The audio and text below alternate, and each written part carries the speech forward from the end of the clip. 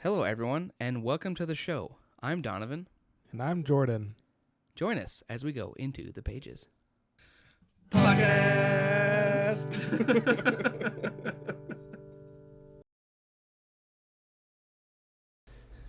All right, welcome everyone to this episode.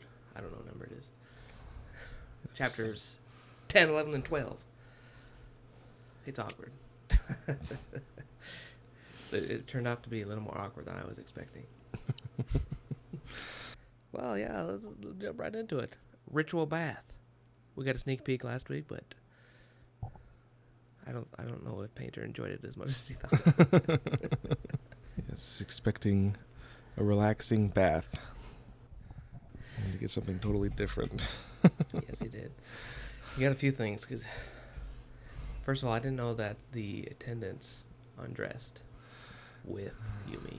I didn't realize that either. So he's like at the bath. And he turns around and there's two naked women. And he's just like, Yes, seriously. And he's some, I forget, 19-year-old kid. yeah, yeah. Oh, gosh. And then on top of that, Yumi's still like, I still need to bathe too, even though she's a spirit thing. Yeah, but it's even though she is a spirit, she still gets wet though when she goes in the water, which they don't know why yet. When they're both kind of like confused by it, they don't realize it until after the bath is done. But yeah, so I guess we'll figure out what that's all about. So maybe the ritual bathing is something that's necessary. Because I know we've been talking a lot about like all this pomp and ceremony and super strict rituals. Aren't maybe necessary, but maybe I wouldn't be surprised about this actually if some parts of the ritual are necessary, but they've just kind of surrounded it with unnecessary stuff. Yeah, like I think all the things that Leon gets huffy about, like, oh, you can't have fun because you are honored to do this service and blah blah blah, whatever bullcrap she says. Yeah, I think. It's so ingrained in Yumi that she also kind of believes it, even though she's like totally ensnared by her position and by Lee Yoon's passive aggressive narcissism. That's the best way I can describe it. Because Painter even asks, like, "Do you ever have fun?" And she's like, "I don't have time to fun. If I have fun, people starve." So it's like, jeez, that's so far fetched. So she just feels like she has to be all the time 100% dedicated. But yeah, they both the bath is an interesting opportunity, I guess, for both of them. So I think they're both pretty inexperienced. They've never had lovers or they've never done anything, especially Yumi. Yeah. She just doesn't even know anything about it. She's even mentioned like celibacy. Yeah. So they're both like blushing like crazy. They're both trying not to peek and being really shy and awkward. And Yumi peeks. Yes. Followed by Painter. Yeah, Painter's solution is to just close his eyes and try not to look. But then when he opens them, he sees Yumi like intently staring at his ding-a-ling. Yes. And then I thought it was stupid how she got mad at him for looking when she was like, what the heck? But then he's like, luckily he understands. He's like, this is a weird situation because when she notices him staring, when she notices him noticing her staring, that was a weird sentence. She's like, sorry. And he's like, it's okay. Gosh. At least she was embarrassed about it. Yeah, the whole it's funny. The inner monologue in Painter's head is funny during this whole scene because he's just like, I should enjoy this. I should be like that guy who probably gets women all the time. He always has a Kane with him. The Kane is his girl he has a crush on. And so he's like, maybe if I don't look at Uni and just look at the woman next to me and just enjoy it. I'm like, it's kind of pervy. Yeah. Then even he realizes, he's like, no, because they don't know. They think I'm Yumi. And like, if I do that, it'll be like, I'll be a creep. Yeah, he got pretty harsh with himself. He said it was like disgusting. Yeah. So I guess they kind of like peeping through like a locker room hole or something like that, which I guess makes sense because. What would they do if Painter just went crazy and was like, whoa, no, and this like leaves or something, like, I'm not who you think I am. I'm going. I don't know. It might come to that. I mean, because you can imagine like someone who's never had to do anything with this ritual is all of a sudden like out of the blue forced to do it. And I'm sure that's probably going to be a point of conflict between them at some point. Because every story has that point of conflict. Yeah. I wonder if it's going to be something like that. I think so, especially with what happens later in the next couple of chapters. Yeah. So that's the majority of this chapter. Is just that experience, and they touch again and have that distractingness, that warmth, and where it's interesting how it happens because they touch and they have all those emotions go through them, but they also at this time feel each other's emotions, and it helps make it a little less awkward because they realize that they're both uncomfortable, they're both embarrassed, and they're both frustrated, and so I think it just kind of connects them a little bit more. I think so too, and when they touch more later, it definitely seems like. And I was wondering what Painter was going to do because after the bath, we learn that that Yumi needs to go and pray and meditate and then stack rocks. Like that's the whole thing. And then obviously Painter has no freaking idea how to do that. Yeah. And so I've been wondering this whole time, like, what he's going to do. Go the same way I'm going. Because my thoughts are he's going to end up painting something, and it's either going to absolutely not work. Yeah. Because if it goes the route of not working, I think it's not going to work because Li Yun interrupts it.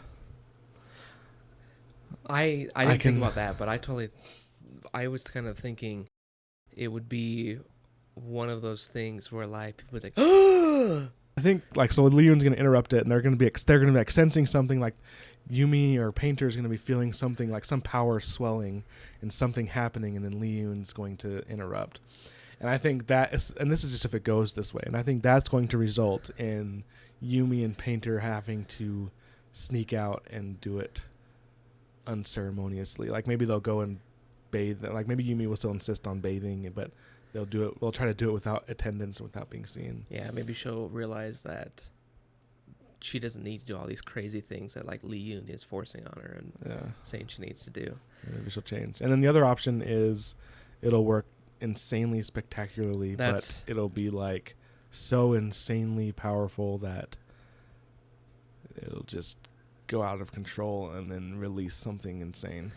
I was thinking something along those lines too, like maybe there's some super powerful spirit that he's going to accidentally release. He's going to be like, ho, ho, ho, yeah, ho. exactly. Like something that's my evil laugh. Yeah, it's just like that. But I definitely think Painter's painting is going to come into play here eventually. Yeah. Because I don't know how it is, how it's kind of confusing still how this all works, because I'm thinking like, does he have the stamina that Yumi has?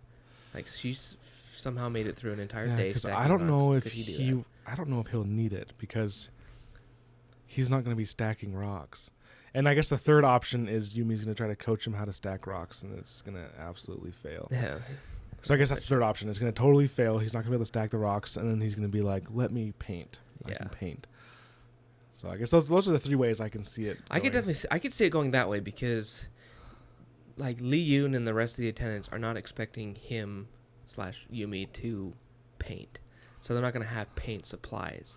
That's true. So maybe he'll go for it and try to stack, but and maybe they don't even know he'll fail at that and then be like, "Just do what I say. Bring me all these paint supplies." Or he'll have to like make his own or something. Or maybe he'll do some, intuitive. Yes. But we don't get that in this chapter. I thought it was going to happen in this chapter, but right when the bath ends, and they start getting the same, he starts getting the same feeling he did when he got transferred. Was it both of them, or was it just? It was Painter? It was described from his perspective. So as far as we know, it was just him.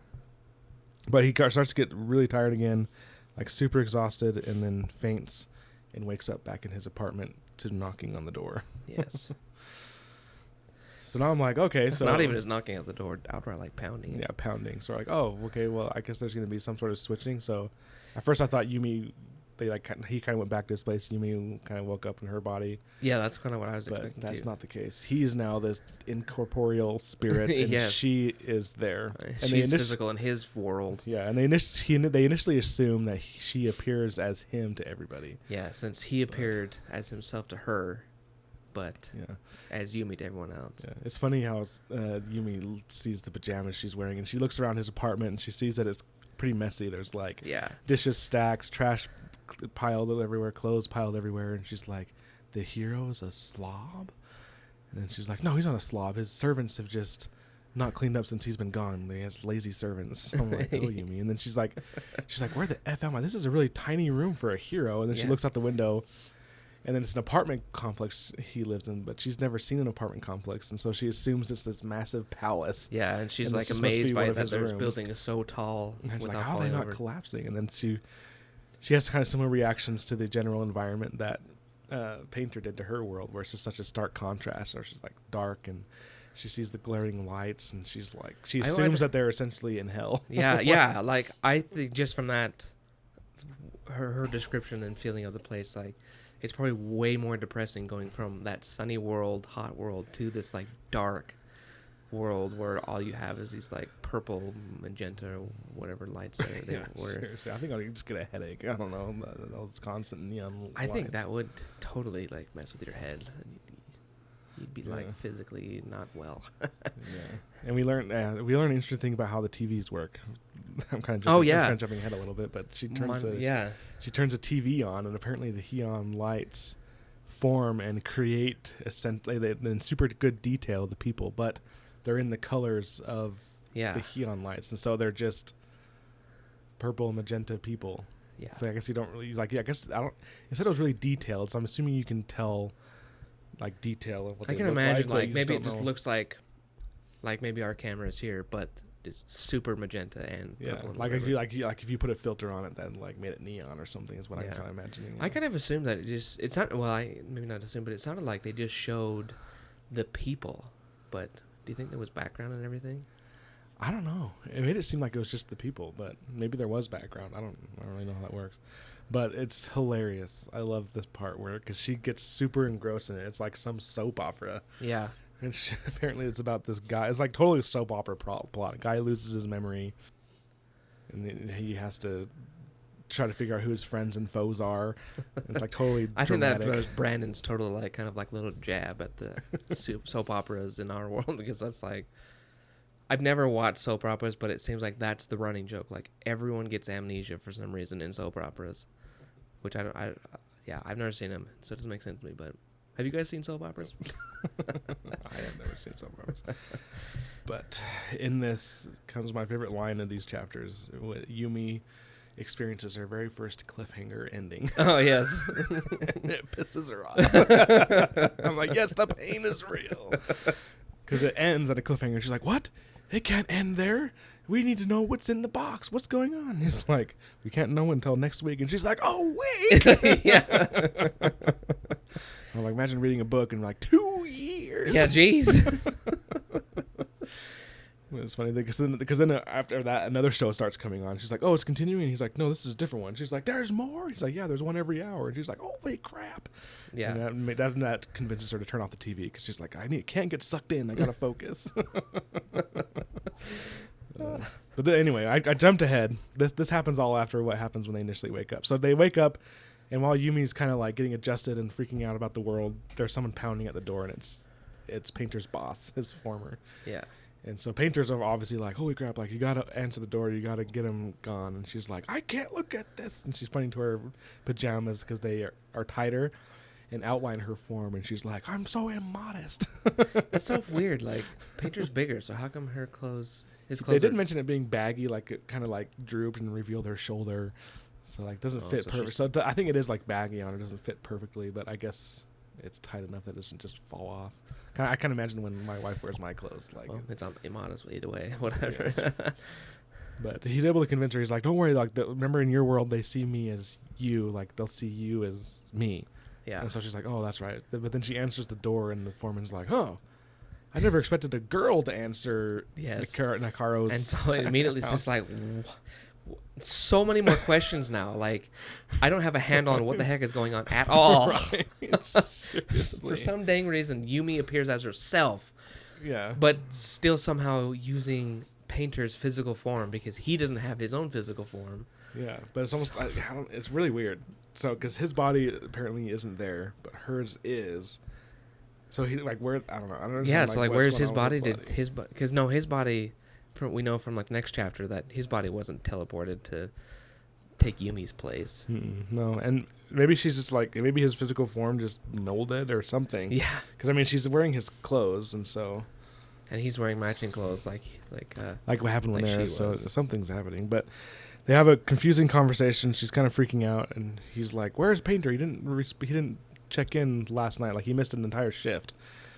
And then Painter's panicking and makes Yumi lie, which she's like super uncomfortable about. She's like it's so much farther beyond than just like feeling uncomfortable with lying. She's like, it is against everything she stands for, like as the Yoki Haijo. Yeah, the Yoki Haijo. Like, she feels like she's betrayed how the spirits view her and expect her to be, and how the people like view her and expect her to be, and all that. I want to come down. And the lie is a very simple one. She just tells the foreman that Painter's sick. Yes. So, I mean, who here hasn't called in sick when you're not sick at all? I admit nothing. I don't know if I've ever, like... Well, that's not true. I have called out sick when I'm legitimately sick, but I've also used the excuse of being sick. I call out when I'm mentally sick. That's true. That's still legitimate, though. There's like some days where I'm just like, I want to go do something else. Seriously. I'm sick, but... So Painter probably thinks nothing of it. He has that same kind of probably mindset of like, I have sick days, like I can call out sick. Yeah, Yumi, sure. And I mean, like the foreman even talks about that, like, you know, he's got to report when he's sick and let us know. Yeah. Type of thing. So it definitely sounds like he's got something similar to what we have. You know, just you have sick days and stuff. Yeah, definitely. And luckily, Painter uses this opportunity to have Yumi tell the foreman to call the Dream Watch about the fully formed nightmare. So yes, and she luckily gets really that got weird about it. The way she says exactly what Painter tells her to say, but then she goes off on this totally weird. Yes, because she starts reverting to, because she's still assuming that she assumes that this is like the realm of heroes. And Painter, she's still assuming that this is like Painter's palace, and like he's some great person. So naturally, she's assuming that everyone around him is also great. And so she starts to like bow and talk all ceremoniously to the foreman. She's like, please forgive me if I've caused any offense. And she's like groveling, and he's like, okay. Yeah, I would feel super weird about that too, especially when she kind of talked normally at first, because I mean she think she was said like what Painter said, or but then like saying that way, you'd be like, it's just this whole thing must be just a massive shock for his foreman, because he's not expecting a woman. I want Yumi to call out sick for me. I want her to call my boss and be like, "Oh, mighty great one, I'm so sorry for any offense, but Jordan can't come into work today. Oh, please forgive me." Oh gosh. That'd be hilarious. I want the opposite. I don't know who. This. It went away. That was so annoying. I had like this massive sneeze. I hate when they go away. Okay. I don't know if I want like Lee Yoon to call in sick for me, but I want someone to speak like that, but to say in their more fancy speech, Donovan's not coming in, deal with it. Because he lowly loves his job. Yes. So after the foreman leaves and makes things kind of weird, she really makes things hard. I was cringing. I would be so mad about this. I was like so mad, embarrassed like, for Painter. What the heck kind of... God. Yumi has such a skewed view and understanding of what a hero is. Even though like Painter really isn't a hero, she still has zero understanding of what like we would. It's consider all just a hero. based on like fairy tales and stories, obviously. I mean, there's the only way she must watch The Boys.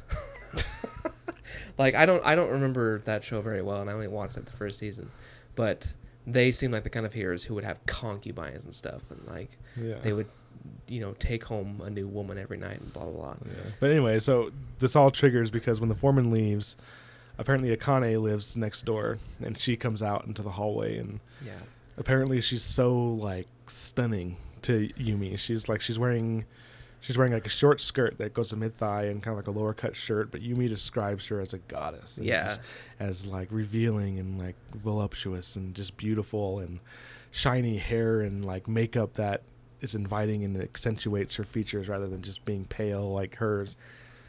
And so she just assumes that she's Painter's concubine and goes on the most awkward dang conversation. Yeah, jeez. Oh my gosh. Because she's talking to her, and she's like, "Oh, you must be one of Painter's concubines." And Akane's like, "What?" She's like, "Yeah, because I was talking to him." And first, Painter panics, and he's like, "Shut the door! Shut the door! Shut the door! Shut the door!" But I would panic too. But she doesn't listen, and Yumi doesn't listen, and keeps talking. And then he's like, "Tell her you're my sister," and which makes Yumi's super uncomfortable because this is like an all-out blatant lie. Because before she was like, the Lord wasn't really a lie because he is kind of sick because he doesn't have a physical body. Yeah. But this one, she's like, this is like a straight-up terrible lie. So then it starts to like foreshadow like what's she gonna do when she finds out Painter's not a hero, which she is about to find out in a very uncomfortable way. Yes. She's having this conversation and acting as his sister, and she says some super awkward things. Because first she says, I'm Painter's sister, and then she's like, yeah, when we were bathing together today, he told me that he's been with hundreds of women. So are you one of those women? Are you his concubine? You must be new. Like, did he just bring you in? And she's like, he said what? Like that pervy. She didn't say this, but I imagine she's just like... I mean, the way that they describe the look on her face, she definitely is like she's livid and kind of disgusted, most likely. Yeah. I think she even described her as disgusted. And then Yumi's like, oh. Like, maybe she's not... Maybe she's, like, new and hasn't been, like, made into a concubine yet.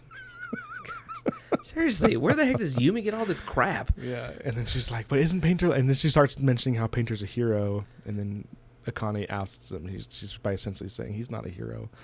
Yeah. And then so Yumi's like, what? And then so they shut the door, and then she confronts Painter, and I think this is going to take the story in a super interesting way, because I think normally, like, for a prime example, Frugal Wizard, you know, normally when there's stories with these type of situations where someone is like thrust in a crazy situation and it's assumed that there's something that they're not, and they start lying by omission. Usually that lie goes on for a long time and isn't discovered until like near the end of the story. Yeah. But this one, it's like in the very beginning, it's discovered that he's lying. So I'm like, oh, this is actually kind of an interesting take on this type of story, where instead of the conflict, instead of a major point of conflict being, oh, you've been lying this whole time. Yeah, actually, what comes to my mind is Mulan. Like, Yeah. what usually happens is, like, someone is lying about something. She lied about being a man and being the son of somebody, even though she's the daughter, blah, blah, blah. But then there's, like, this big conflict. There was actually two. So, like, in Mulan, she has trouble in the training at first because she's not as strong as the man and blah, blah, blah. But then, like, she is able to overcome that. She, you know, blah, blah, blah. And then, you know, they fight the Huns, and she practically defeats the Hun army all by herself. But then they discover... she's a woman. Yeah, so she's done like this great thing, but she's lied, and so there's like they kind of a like, Painter we're only letting you get away with this because you saved. Well, she saved the captain's life, and then she saved all of them from being killed by the Hun army. But Painter hasn't done anything. He's literally done nothing. He's taken a bath and then fainted. Yeah, so he hasn't done anything. So yeah, I didn't think about that, but yeah, this is definitely a really cool. So right out the get-go, different angle on this, which is, I just have to say, that's one thing I love about Brandon's writing is like. He doesn't go the typical way as other authors and other stories, which it's fine if you go that way for other authors. They still got really good stories, but I just like having another take on things. So yeah, we start to have our first point of conflict, and so then once Akane leaves, they're kind of talking, and she's really I actually do like. I wanted to mention this because I thought it was kind of funny, because after like Yumi says all these embarrassing things, and she's like, Akane just saying, your brother has trouble conquering a bowl of noodles. Oh yeah, if it has too much spice. Can't even handle that. That's when she's like, he's a mighty hero though, right? Hero. She laughed. Anyway, so then she's away. outed. Yeah. And so he's forced to admit the truth, and he's like, well, what did you expect me to do? And she's like, you lied. You son of a... And then she's like super fuming and frustrated. And so she says, like, I need to stack something. Yes. Which I thought was kind of funny. I forgot about that. That it was really hilarious. And I was wondering what she was going to stack, because I thought maybe it was just limited to stones. But she goes and gathers all his dishes and stacks them in, like, this crazy intricate tower with, like, chopsticks and bowls and plates all balanced. And she starts praying and hoping spirits are going to show up, and none do. No, and so she's like, are there no spirits here? Am I unworthy? Are they mad at me? Am I being punished? Like, she just doesn't know what's going on. She's freaking out. And then a bus goes by and knocks it over. Painter's, of course, is, like, stunned. He's like, how'd you even do that? That's, like, amazing. And then she's mad at him, obviously. And I can understand why she's mad. But I also, at the same time, like, Painter tried to explain a couple times, but she always would interrupt him and, like, finish his thought in a way that would make it awkward to actually tell the truth. So I can understand why Painter lied. Although whenever I read stories like this, if I were in that situation, I feel like I'd be like, no, stop talking. Yeah, honestly. I am not who you think I am. I have no idea what the crap is going on. I'm just some fat guy from Utah in this crazy world. I don't know how to do. I'm like, what the freak? No, I am not a mystical hero. I don't have any special powers. I'm not a god. I'm not a spirit. I'm some dude who passed out in my crappy apartment. Honestly, I don't know what's going on. It makes for a good story, I guess, to do it, to be like, yes, I am this mystical hero you're talking about. But like in the real world, that does not work, and you just make life so much harder for yourself. Right. Oh my gosh. During this tirade and then Yumi being really mad, she gets really exhausted, tired, and hungry, and so she eats what I kind of imagined it as like ramen noodles. Yeah, like, I thought so too. Like dry ramen noodles, and she's like, "This is disgusting. This is super nasty." And if you think about it, she's probably used even though she's like had everything fed to her, she's probably fed like really good food, like super healthy. She's probably tasty, or yeah, I don't know. She probably has like her own personal like kitchen staff that follows them around to each city. That and she's so naive about everything. Like she was picking up utensils, and she's like, "This is a cooking thing."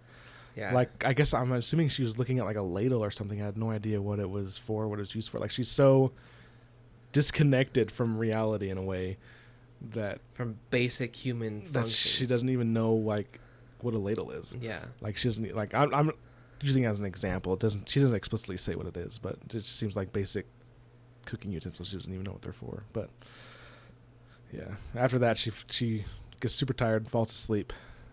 We wake up again in Yumi's world. So it is really confusing what determines this switch, and it's kind of jarring, and I imagine it's super jarring for them too, like for Painter to go to Yumi's world and then a whole day to pass in his world and come back, and now they're back in Yumi's world and a whole day has passed then since she's fainted, and it's just like this back and forth would be like super disorienting, and like so especially far when you're losing so much time.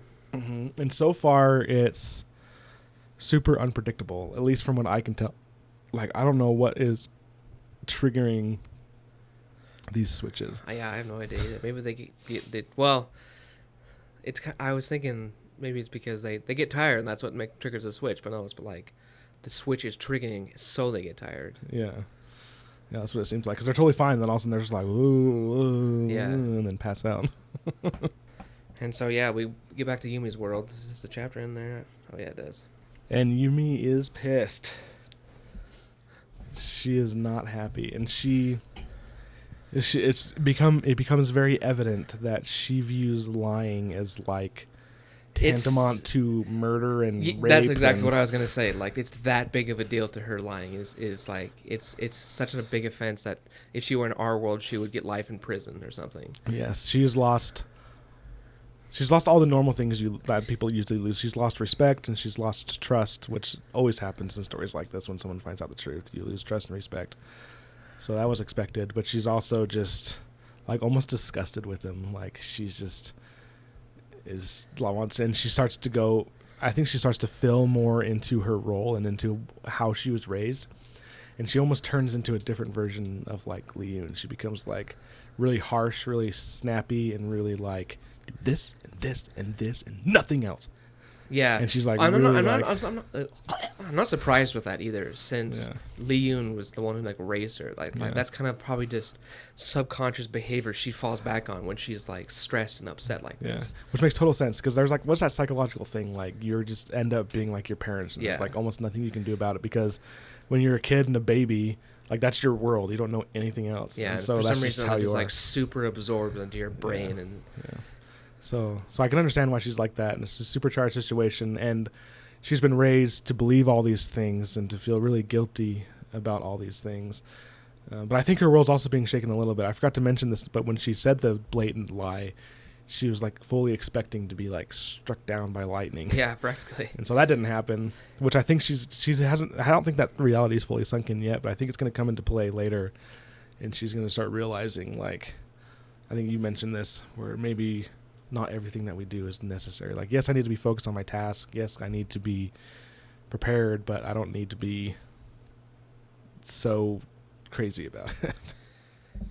That's what I would think, because I think with all of this crazy things that Yumi has to do to all of her rituals, I think that's Painter's only had to do 1 day of that, so I think it's just going to be harder. He's only had to do like the morning part. Yeah, that's true. He got through the bath. He didn't even go through like the 13 prayers. I think with Yumi being mad at him, with him having to live her life, and with Lee Yoon being a like, he's just gonna be like, enough! I'm sick of this crap, and like he's gonna ditch or he's running. And it almost comes out, and I think you're right. Like that's totally gonna happen, and it's gonna be crazy. Because Lee Yoon comes in and she starts being her typical friggin' self. Oh my gosh, I freaking hate Lee Yoon. But she comes in and starts being that, and Painter's like, "Hey, like I can't help it, I fainted." But then Yumi's like, "No, stop. You only say what I say when I say. Yeah, that's when nothing else." Yeah, and like I would feel bad, but eventually, if I was in Painter's position, I'd be like, you know what, screw you. I don't want to be here. I didn't ask to be here. I'm just here suddenly, and I'm doing what you want because I'm trying to help you out. And then you come to my world and screw up this relationship with my crush and make me look like this total jerk. Blah, not even a jerk, like a jerk, a pervert, and a creep, and like who takes baths with his sisters and talks about all the women he's had sex with. Like, yeah, that is like. So I would go from feeling super guilty to be like, you know what? F you. Screw you. I'm leaving. Forget this business. Except for he wouldn't be able to escape Yumi. That's true. Yumi would always have to stay within 10 feet of him. I wonder, I could picture her like spiritual form like clawing as he walks away trying to stay, but obviously not be able to grab on anything, so she's just so whenever they touch, they have that like weird warmth feeling. Yeah. But he goes along with it because I think he still feels guilty and shamed. So he shuts up and he repeats exactly what Yumi says, which is this weird. I don't even know what. It's one of her stupid, fluffy, like it's so taking all the blame again onto herself. Yeah, it's just reminded me of so much of just talking with a narcissist and being in their clutches, like. Just begging for forgiveness, even though you've done absolutely nothing wrong. Yeah, it's a little bit of a trigger for us. and Lee Yoon even like considers like she's not actually deserving of a apology, which pisses off Painter. But then she's like, "Yes, fine." And they go to do another bath, and Yumi's like barely talking and just constantly glaring. Yeah. And they get there, and he kind of just suffers it. He closes his eyes again, but when he peeks it, like all of a sudden Lee Yoon's just like right in his face, just like staring at him. Yeah. And he's like, yeah, seriously. That would be so awkward. And they have another confrontation where Painter has a little bit of the, you know what, enough. And they're kind of talking, and he's like, you know, it's not my fault. And she's like, you're just a liar, like you suck, and we need to figure out. I don't know why the spirit sent you. And he's like, I don't know why they sent me either. And he's like, essentially implying that, like, I'm nothing. Like, I don't know why I'm here either, but I'm like, I want to help, and we need to figure this out. Like, he doesn't say that, but it's kind of implied. And then they have like a stare contest, which is funny, where Yumi utilizes all of her training and the status of her office and who she is to just glare and loom. Yeah. But then Painter, apparently, he's also stubborn, and I don't think he looms or glares in quite the same way, but Hoyd mentions that because he's an artist and he's so good at like drawing things and people, that he's just really good at studying things so that he can learn. And I love how he described it. He's like, an artist stare can rip your soul out and put it on paper. And I was like, dang. Like, that's kind of graphic. Then I'm just picturing like an artist just like it just slaps it on the just paper. Like slapping it on paper and like swirling it about, and I'm just like oh, like, no, please stop. And at the end of it, they're kind of both just like okay, yeah, some respect, like, yeah, some respect. And I was like, what is going on? Oh no. But then it's kind of funny because they're like inching closer to each other and like daring each other to do something, and then finally Painter goes the last minute, and the only if Yumi moves even a little bit closer, their noses will touch. Didn't she do that though? Yeah, she does. Okay. And so she moves closer, they touch, and now something else is like added to this, like passion. And then the way he described it was like, I'm pretty sure that Painter was maybe got a little bit aroused from the feeling.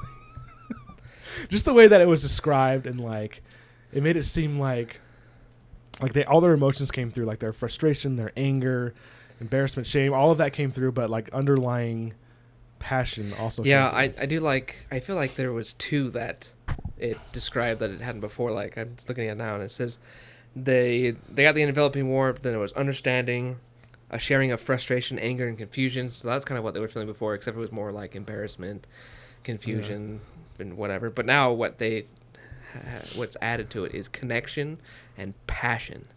It's like, oh man, they're gonna start doing stuff in the bath. Right. And Yumi even, like, before this, like, she's naked, but she's been all like confident and powerful and like this confident woman. But then as soon as the dad's out, she like sinks down to their chin in the water and she's like, quit staring at me.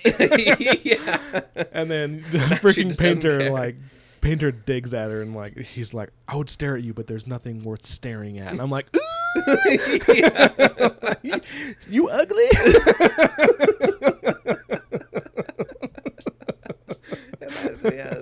Which, according to the drawings of Yumi, she's not ugly, but yeah, it's obviously he's just trying to insult her, and he's just trying to get back at it. Yeah, like, he even feels guilty after it. But again, we get a view of Yumi's like now she's like kind of naive, as she's like, "Well, don't faint again, liar." Yeah, like she's trying to recover. You're like, nice comeback. Yes.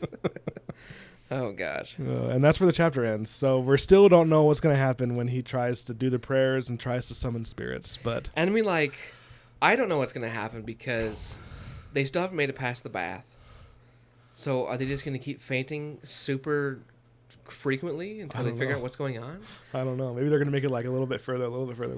But yeah, maybe. I wonder if because now I also wonder what's happening in Painter's world. Like, he's gonna miss another shift, or maybe Akane's going to report him, and then the other guy that she's always with is going to come and like try to beat him up or something. Yeah, maybe. Which they won't find him because it's just going to be Yumi. Hopefully Yumi doesn't come up back as Painter, or she's going to get beat up. Right. I can't remember when they got out of the bath the first time and they got really tired. Were they arguing then? No, okay. They were just kind of talking and trying to figure things out. And then she was like, "Hey, I'll get out, and then I'll tell you when it's on. I'm dressed, and you can come out." And then that's what they did. And then they actually, like, Painter got dressed. He got like, dressed. They attendant dressed him, and they were walking to somewhere. And then I don't even think they were walking. I think they were getting dressed, and he was just like standing there, and all of a sudden just fainted. So they didn't make it far, if really anywhere at all. Yes. I'm super curious to see what's going to happen if they end up staying longer in Painter's world. Because I was kind of I guess I was still thinking, like, if Yumi was looking like Painter, like, is she going to have to go fight a nightmare? I don't know.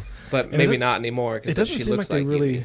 She looks like herself. It doesn't really seem like they stayed like that long. Like the first time he was there, he ate breakfast and took a bath and then got there. And then when she was in Painter's apartment, they watched an hour-long television show. Did they watch the whole show? I thought it was. They watched the whole thing. Oh, okay. It was like, and I'm assuming it was an hour. I think so. Maybe it came in like halfway through, because he said one comes on every hour and another one was starting. So maybe an hour, maybe a half hour. She ate something, stacked some plates. They argued and then came back. So it seems like when they transfer worlds, like, they're only there for a few hours, but a whole day passes in whatever world they're not in. So it's kind of. So that's going to continue. Sorry, if that's going to continue, I'm kind of curious. Like, if it's going to be like super difficult for them to fix whatever problem. Like, Painter's going to get fired. I don't know if anything super bad is going to happen to Yumi, because I mean she's so necessary. But Painter might get fired, or Akane is probably going to. It's not going to go well with Akane, because he doesn't even really know her, and he's just been crushing on her from the sidelines. Yeah. And now all of a sudden, man, so it's really interesting. It's going to be really interesting to learn what is going to happen, what's going to go down with these two, with this crazy transition. And there's so many different ways that they can go, and we still have no idea why the spirits are trapped, what spirits are trapped, why and how they need to be freed.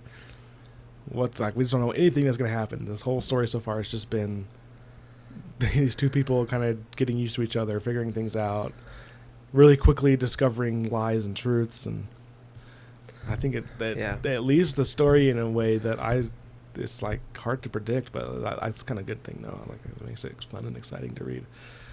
Yes, definitely. It's way more engaging when you're like, "Oh, what's gonna happen?" Yeah. Well, I want to hear from you all. What did you think of these kind of spicy chapters? It's spicy. That's kind of what they call it sometimes in some places. People review, these are spicy books. Oh, we also get another art painting here. We get a picture of Yumi and Painter facing off. Yeah, in the tub. Yeah, it's kind of like very vague though and like opaque. Like you don't see anything. You just kind of see their faces and general outlines of their bodies. So you don't see any nudity, but nudity. Well, it's going to be super interesting to see like if they are able to stay in Yumi's world longer. Yumi is making it sound like we got a lot of work to do. I mean, her normal day would be a lot of work. So it's like... Yeah. At the very least, she's going to have to teach Painter how to stack rocks, or maybe his art will be... I think it's just art in general. That I'm really curious to see how it works. Really interesting. I'm looking forward to the next few chapters just to Me too. Move along and see what's up. Yes. So join us next week. We figure out... Maybe they'll finally make it, or maybe they'll just keep fainting and never actually accomplish anything. Or maybe they have to like touch long enough to like meld, and then they can like accomplish something. I wonder, because is that what happens? Just like it seems like they just like go, and then like that whole thing happens. In like an instant. instant. You touch longer, then stuff will happen. Yeah. Well, some really awkward pages there. Started off awkward, ended angry, and they feel like a couple. I definitely feel like they're definitely on the path of a love story path. All right, yeah. Join us for the next few chapters next week as we go into the pages. Bye. See ya.